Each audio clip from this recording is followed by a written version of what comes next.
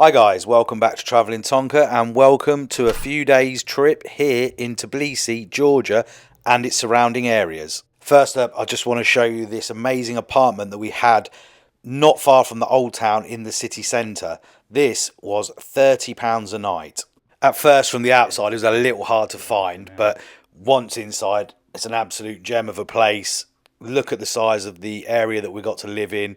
The TV was a smart TV, so we could access the internet apps, which is good for us as we struggle to understand the local stations on the TV. This was booked through booking.com and was cash payable on arrival, in which we met the host, who was an absolutely lovely guy and spoke fairly decent English to be able to communicate with him. Also, we had hired a car from Tbilisi airport to allow us to move around Georgia fairly easily. There was parking just outside the apartment. As you can see, this is a very modern designed apartment.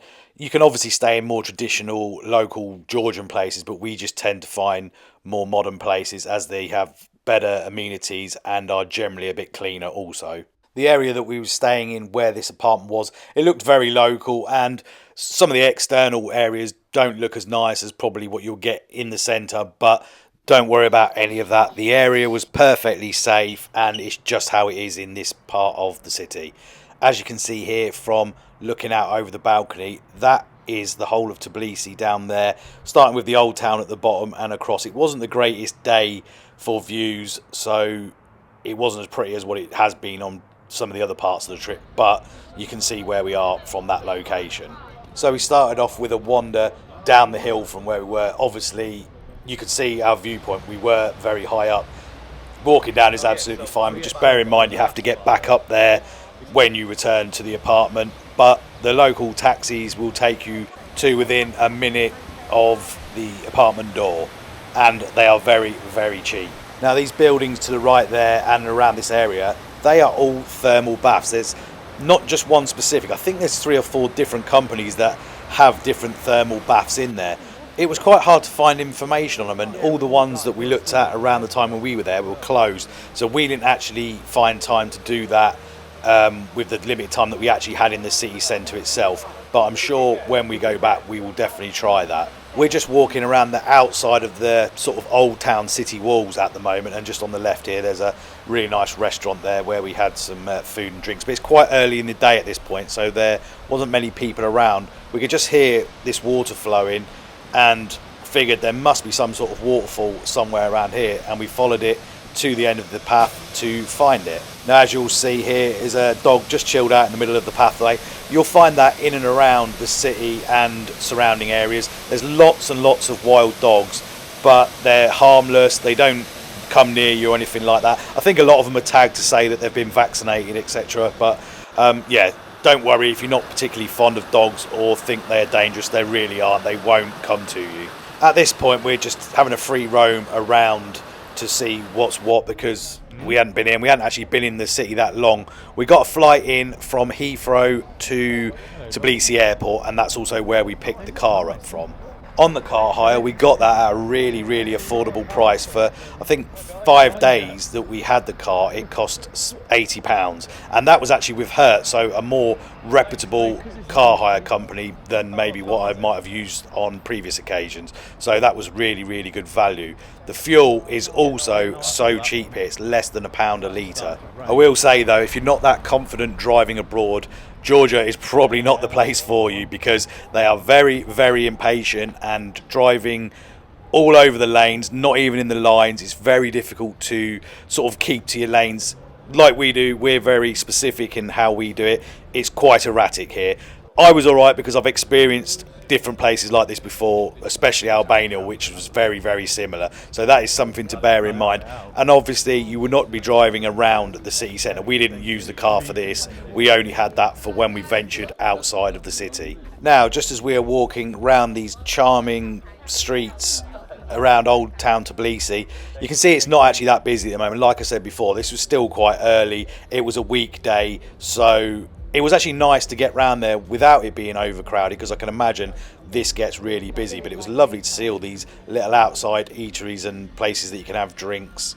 Now, not so much down here, but maybe on the busier parallel street to this, you will see that the workers are stood outside the restaurants trying to get you in there. They will ask you because you clearly look like a tourist, but they're very friendly with it and they're not hassling you. They will simply take your answer, whether you want to look at the menu there, tell them you're coming back later, or just simply move on. Now, as you can see by the grey skies and the weather around, we were a little bit unfortunate with how it ended up panning out. It was supposed to be quite sunny and that, but luckily we avoided the rain for most part of it, and although the locals look like they're wrapped up a lot more, it was fairly warm. I was managing to do this in shorts and t-shirt and a hoodie for the entirety of the trip. We are here at the back end of March going into April. Now, as we're just walking around here, I'll just give you a little bit of other information because I'm just sort of showing you the streets and the scenery. We hadn't really decided on a plan at this point. We just wanted to have a walk around and see what's what and get a bearing of the city. Just before I get into that, this is one of the main points of interest for location. So if you know where this is, you can always figure out where in the city you need to be. This is known as the Peace Bridge. So getting back on topic, I just wanted to let you know that although when you travel to the sort of farer areas of Eastern Europe and sort of across towards Asia, you would think that you would need cash in a lot more places. Tbilisi is very, very card friendly. You really do not need to carry much cash. It's obviously helpful for if you want to leave tips and maybe for the smaller vendors, but everywhere we experience accepted card. Now, most of the people in Tbilisi and sort of the surrounding areas of the capital itself will speak English. Some much better than others, especially the younger people. They have a much better grasp of it. The Georgian language is very, very difficult, so we only managed to sort of use the terms of hello and thank you, which hello is gamojoba and thank you is madloba. As well as the native Georgian language, most of them will speak Russian as well. I just hope you find those little bits of information helpful. As we've gone over the Peace Bridge that you can see in the distance just there, we've walked round to this and we are now on one of the 4 cable cars that go up to the top of one of the mountains. The one in the distance with the big telecommunications pole is Matsaminda Park. We will actually get there at a later point.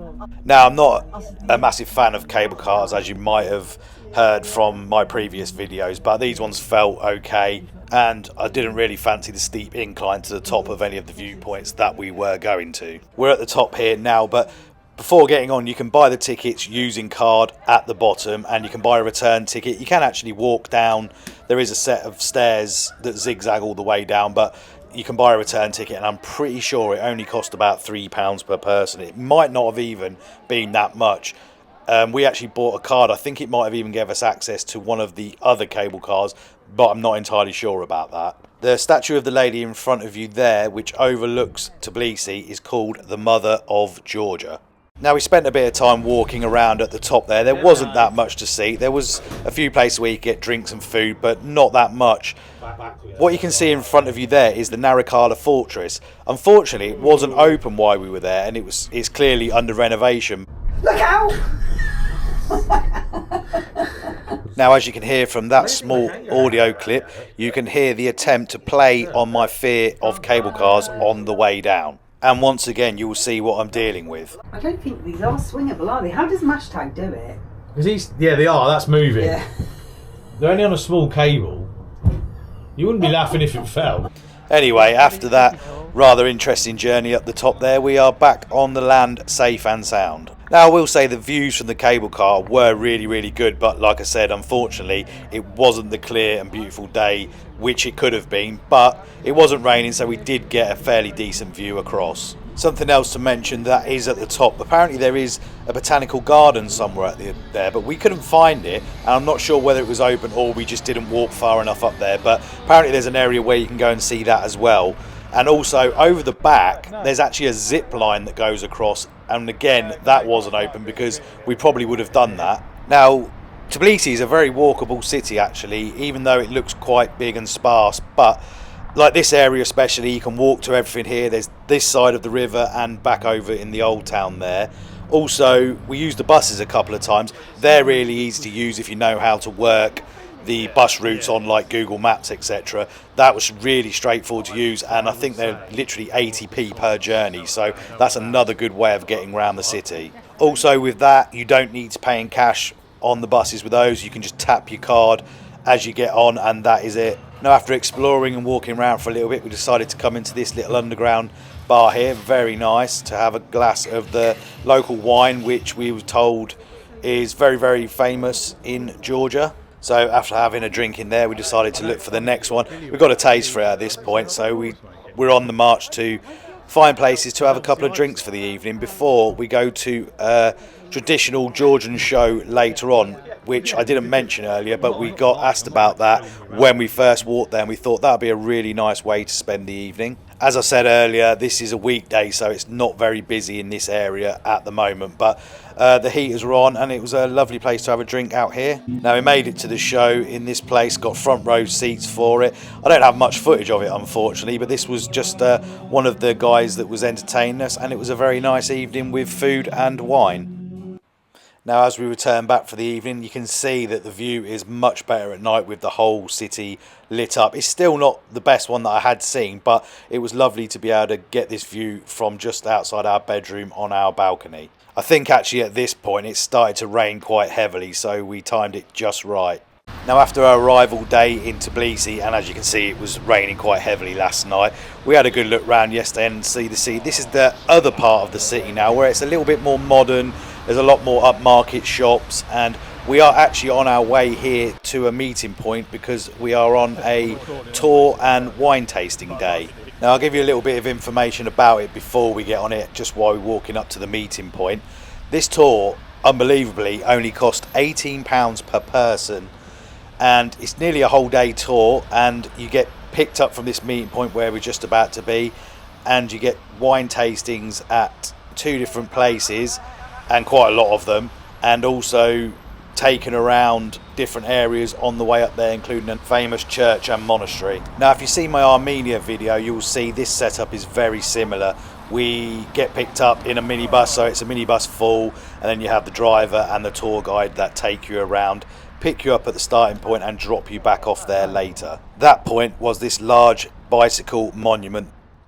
So after getting picked up and doing all the introductions, getting to know the guide and all the other people on the tour, this was our first stop, mainly because there's a toilet here, but it is not a toilet as you might know it. It's one of those with just a hole in the ground type thing, so if you don't like that sort of thing you might find it difficult, but if you're desperate you will have to use it. This was about 2 hours into the trip. The shop that you just saw in the previous scene also sells tea and coffee, so you can get refreshments whilst you're there. Now, this was a very interesting stop. It was an impromptu one. I think they only wanted to stop off to get us to try some local bread, and we ended up being invited in to be shown how it's actually made, so this was a whole new experience. I think the guy loved being the local celebrity. He had no English whatsoever, but our guide was translating it and he was enjoying showing us around, and a few of us actually bought some of the bread, which is cooked in this oven here where it's stuck to the side. I've never seen this before, so it's a very unique way of watching them do the dough on the side there, and then they just literally slap it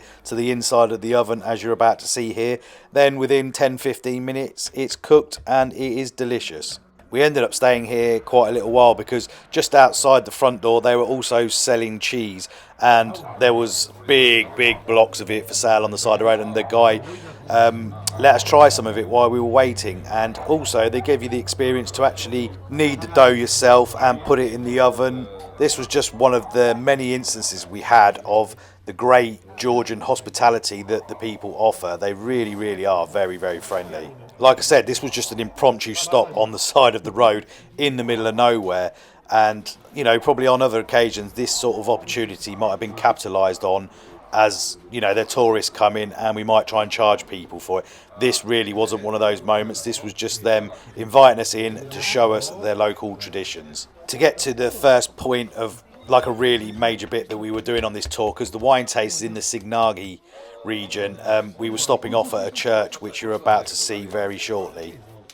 So as we arrive at St George's Monastery, this was about 2.5 hours into the journey. Most of the stuff is in and around this area now, so you have to do the initial drive to get out into this region, but everything is shorter stops now, so this was the first part of it, and as you can see, it's immaculate round here. This wasn't one where the guide actually took us round and did it. We had free time ourselves to go around. He explained a lot of it on the bus, what it was about and what he was here for, but we were allowed to go off on our own. We had about an hour here, so we had a good chance to explore and look across the valley out the back there.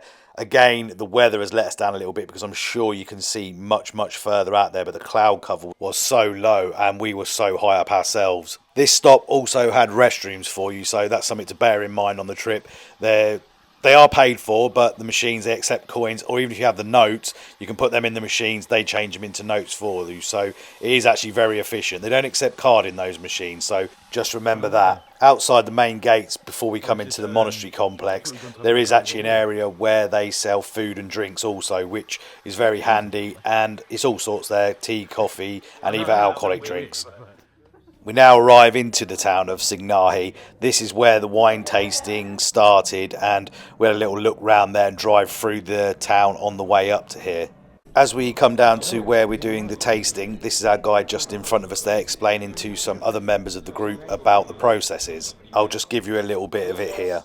Always are located in a cellar, and they're buried underground because underground there's always same temperature, so you can easily make wine right here. Actually, ferment the wine. Right here we have the European technology, the French one actually. This is the stainless steel jar. This is for you to make wine right here. It's really easy because you can easily warm up the walls, cool it down to -3, -4 to start the fermentation process. So right here, for you to make a really good wine, you need from 2 to 6 months. Right here, for you to make a really good wine, you need around 2 years. So that's why it's kind of unusual. So after this, we commenced with the wine tastings where we tried 10 different wines and also 3 different Georgian brandies. But I will say it was done in a very quick manner and we got a lot down us in a very short space of time. After we did that, we got a chance to have a look around this area and taken to another wine tasting facility here. There wasn't much footage after this. So the next day we decided to take a road trip after plenty of hours of sleep, obviously to allow to get out the system from the night before. Here we are at the Zhinvali Reservoir. Then after a few hours of driving right up into the mountains, we end up in Gudari, which is a ski resort here. I didn't expect there to be this much snow actually. I didn't know if we were in season or not. It was a big surprise once we got up to this part of it and everywhere you looked across the mountains was covered in snow. As beautiful as it is, we weren't quite ready for that. Our original plan on this route was to go from Tbilisi as far as we could to get towards the Russian border. We definitely didn't make it. One, because our car is that little silver one over there, which was definitely not really prepared for the sort of conditions that we were in. And also we were let down again by the weather that we had. It wasn't great. It started off raining and then the snow, and then the sky looked like it was coming down even more. So we didn't know how far to go. As you can see here, the roads were jammed with lorries all the way up as well. So we were just a little bit unsure how far to go. And we didn't really want to be coming back to Tbilisi in the dark in this car that you can see there. In the distance behind over there is a great viewpoint that looks over into the valleys, but we couldn't even get up there. The snow was that thick, so this was the furthest point we got to. I think we'd done about 3.5 hours of driving to that point, so we decided to sort of head back. This is actually in the town ski resort. We just thought we'd pull over and have a little look around here because there were some nice viewpoints and you could see some of the skiers and snowboarders up in the hills. Just a thing I wanted to let you know as well, when we were driving around here, there was a lot of police about, and I think that might be because some people, when they go skiing and snowboarding, have a little reputation of maybe having a couple of drinks and driving around the resorts. So they were checking, and I also myself got pulled over and breathalyzed and checked. So that is something to be aware of. Do not drink and drive anywhere in Georgia because they're very strict and they will just take your license off you straight away. Or obviously it could end up even worse, being a tourist or a foreigner. You could end up in prison. After all that though, the drive up there was really scenic and enjoyable, and it was a shame it was raining, but it was still a lovely drive, and it's a lot less stressful than being in the city centre of Tbilisi, which was a lot harder to drive. This was mainly duals and single roads, so the traffic was not as bad. This fortress here where we stopped on the way back, we did pass it on the way and was going to stop, but we thought we'd do it on the way back to break up the journey. There it is itself that looks over into the waterway down the side there, but unfortunately it was empty, so it didn't look that nice. And obviously with the sky looking like it did, I've seen this place look really beautiful on pictures, but we just didn't get the day for it. But we stopped off and had a look nonetheless, and also again there was a toilet stop here as well. As you can see, again, there's lots of wild dogs around here, or puppies actually. They're very young, these ones. They were lovely little things. They look really healthy actually, considering they're wild, but they're harmless. They don't come up to you or attack you or anything, so again, don't be worried about those. As you can see for the viewpoints either side of the fortress there, you can imagine when the water's fully flowing through there, that would be an absolutely stunning view and place to visit.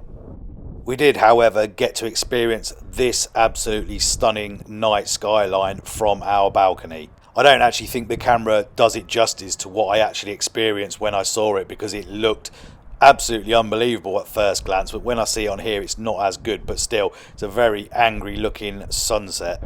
So as I mentioned earlier, this is the sort of more modern part of Tbilisi. This is where you'll find designer shops, all the main governmental buildings, and it just very pretty, very clean everywhere you looked as well. So we had a good walk around here in the morning of the next day. Our aim was to get up to another mountain viewpoint around this area. So as I mentioned earlier, there was other cable cars in here, but also next to the cable car up that gets you up to this mountain, there is a funicular. So that is where we're heading at this point, but we thought I'll show you around this area on the way up there, because it is really nice. Now Georgia on a whole is very affordable, and Tbilisi for a capital city also is one of the cheaper ones that I've been to. But with all the designer shops and places in this area, they are still Central European prices, so they are not cheap, so they will just be the same sort of prices that we would pay as people from the UK. That said, the restaurant and bar prices are very cheap, and even in the capital city there is a little bit of a markup in the more touristy areas, which you would expect anywhere you go, but you can't really go wrong for what you're getting in this place. So we're just coming up to the bottom of the funicular here. I had my fear of the cable cars, but I actually now think this funicular was even more terrifying because of how steep it was. You'll see on the video as we go up and the views over the city how far it actually goes and how steep it is. It's all modern, so there's no reason to be worried about it, but I don't know, it's just something didn't quite feel right about it. When we get up to the top, this is what's known as Matsaminda Park. I'm not sure if that's how you pronounce it, because I did not come across anyone that did. You don't have to pre-book tickets to ride the funicular either. You can get them at the ticket office at the very bottom where we got on. You can buy return tickets, you can buy a single ticket up there and another single ticket down via the cable car if you want to do it a different way. We just purchased return tickets so we could see what it was like going up and the feeling of it coming down it as well. They were very reasonably priced. I think it was about £3 each for a return. As you can see, we are moving up here pretty quickly. You don't realise how far you have to go. I mean, it already looks like we're really high, and honestly does not look as steep as it actually was when we were there. For once on this trip we were actually very lucky with the weather. As you can see across there, the sun was out the whole time and it was very warm, so it gave us really clear views across the whole entire city. At the point we're coming to now, we thought, oh, we must be nearly there, but we didn't realise that the path was actually splitting and it's a stopping point, so that the return funicular from above us was coming down on the other side. But we didn't actually realise that when we stopped, as you can see there as we are moving off, because we did stop side by side. We thought we actually had to swap carriages because all the doors opened on both sets of the trains. But as you can see now, look at the views right across. You can see for miles and miles, including the mountains in the distance with the snow coloured tops on them as well. When we actually decided to come up to this viewpoint across the city and up to this Matsaminda Park up there, I had no idea it was actually a small theme park as well. There's lots of rides for children and a couple for sort of bigger adults. The individual ride you actually have to buy tickets for when you're up there, but to walk around the whole park and the theme park areas and all the restaurants and everything, that's just included in your ticket to get up there. You don't actually have to pay any extra for that. We were very pleasantly surprised when we got up there and had a walk around. Had no idea there was that much up there and how big it was. It's actually a great place to go and chill out for the day as well, if you can go and have a couple of drinks up there and just sit and relax and look over the whole scenery across the city. We're definitely sort of out of season a little bit here. It must be just coming into the proper opening of everything, because not everything was open up there and it still wasn't that busy. Even though it was a lovely warm day, it was a Sunday around midday time. That's the correct spelling of what the park is there, and that's a map of it which explains everything that is around up there. As you can see there's a lovely little drinks area there. I think like had a ice cream and cafe attached to it, and you get to sit and chill out in the sun looking over the whole of Tbilisi. We had a good wander around all the front views there across the whole top part, because everywhere you look there was just a different viewpoint and you could see different things around the city, and it is actually way bigger than what it feels like when you're actually down there. This building is what you come up in the funicular, but there's also a restaurant in there. I think it's the top bit above it. As you can see from walking around, everything is so tidy and clean. There were people up there constantly picking up the leaves and just making sure it looked nice for all the visitors to walk around. But like you can see, it was very peaceful and quiet around this time. We did notice later on when we were about to leave, though, it did start to get busier, so maybe people came up there for the evening. Now, I'm not sure, like all these different activities and rides and the kid areas and stuff, there was people around, but nothing seemed open this time. I think maybe we were a little bit early, or maybe it was because it was a Sunday. I'm not entirely sure, but like I say, as you're walking around here now, it's just very quiet and nothing was actually actively open. Now, just as we're walking around here and you're sort of seeing the scenery and having a look for yourselves, I just want to explain a little bit about Georgia and how I think it is definitely going to have a tourist boom over the next few years, especially as there are now more direct flights from the UK going there. There are so many different things you can do, not just in Tbilisi, but from Tbilisi, travelling outside, just visiting the surrounding areas. You've also got Batumi, that is a fair bit away, but you can get there via train or even fly to there, which is a coastal town on the Black Sea, which is also supposed to be really, really nice. So bear that in mind if you visit in Georgia as well. And the people are just so friendly. It's still very affordable at this time. I mean, I'm sure that will change as more and more people visit there, but at the moment it's definitely one of the cheaper places in and around Europe. Also, its location gives you access to Armenia. Azerbaijan, you can't actually go through the land border at this present time, but you can fly to Baku to get there as well, and also Turkey. And not like the bits of Turkey that you might know from the UK, like all the beach resorts, the actual further east parts of Turkey, which are absolutely stunning as well, and you can have access from Georgia.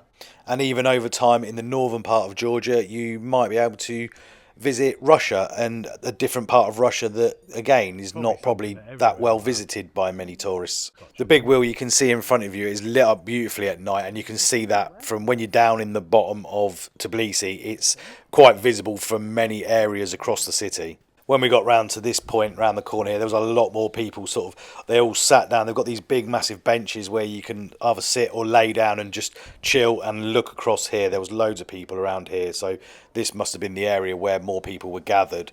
And as you sort of follow it round, it's where more of the restaurants and places to drink are actually open. This is the one that we actually chose to stop and have a little bit of food and a drink at. I had 3 traditional Georgian items. One was the Naktala Georgian beer, and then I had the Georgian dumplings, and finally the bread with the egg in the middle of it. I can't remember the name of it now. There's the cable car station if you wish to go down that way, and also that is the telecommunications tower that I mentioned earlier that you can see from our apartment balcony. So after a lovely few hours up there in the sunshine, walking around and enjoying the views and food and drinks, we decided to make our way back down and enjoy the sights of Tbilisi for one last time on the funicular. As it was our last afternoon and evening in Georgia, we decided to go back down and just have a look around some of the areas that we hadn't already visited, and just to get as much as we could in before we head off to our next destination, which is Turkey. We didn't need to take a bus or a taxi to get down into the main area, which is here. It only took around 15 to 20 minutes before you're into the busy, built-up modern area. I'm not entirely sure what some of these buildings were around here, because I'm not sure if any of you have ever actually looked at the Georgian language, and the letters is near impossible to read, and I couldn't find anything in English to explain what they were, and I didn't actually think to look on my Google Maps at the time to tell me. We were just on a bit of a mission to get around as much as we could in the time that we had left, but as you can see from this area, the buildings are absolutely stunning and well maintained. Also, you might be able to notice the difference from the old town where we originally started on this to where we are now, which looks more like a built-up city centre. I'm not sure what I was expecting about Georgia because I didn't really know that much about it before, but it definitely has exceeded my expectations on many levels, including the various red wines that I tried here. They are really nice and very different to the ones I've had around the rest of Europe. And the food was a total surprise to me. I don't know really what I was expecting. I was thinking maybe Eastern European food from like 10-20 years ago, but it was absolutely not the case. Every place we went to was outstanding, but I do fear if I stayed here for too long I would definitely remain on the heavier side, because it was all very rich in flavours and rich in substance, with lots of bread and cheese. Just on the right here, this big glass building is a massive shopping centre as well. We did actually venture inside there, and it's absolutely huge, so I think it's probably one of the main ones there. It was actually really nice to get to walk around the city with the skies blue as well, because it definitely gives you a different perspective of what the city looks like. When it was grey skies when we first arrived, it can make it look a bit dour, but as you can see, it is a really beautiful place. I think I have covered most of the things that you need to know in and around Georgia. Taxi wise, I didn't mention this earlier, but there is no Uber there, but they do use Bolt instead, which is more or less the same thing, and that is very safe, and they track you like they do with an Uber, and it is very cheap as well. So you have that option to get in and around Tbilisi, and also the buses, like I said, which are very easy to use, but I wouldn't recommend driving in the city centre because it is very difficult. I forgot to actually mention the currency that you do use whilst you're there. Their own currency is called the Georgian lari. That said, in some places you can still use euros, but lari is the main one. Just as we're coming towards the end of this trip in Georgia, I just want to say thank you to all of you that have joined, and if you've watched the short trip into Armenia, there's a separate video on that, and then after this we do venture off into Turkey, so there'll be another video on that as well, so if you can check that out, that'd be great. So thanks once again for coming along, and I look forward to seeing you in the next one. Bye for now.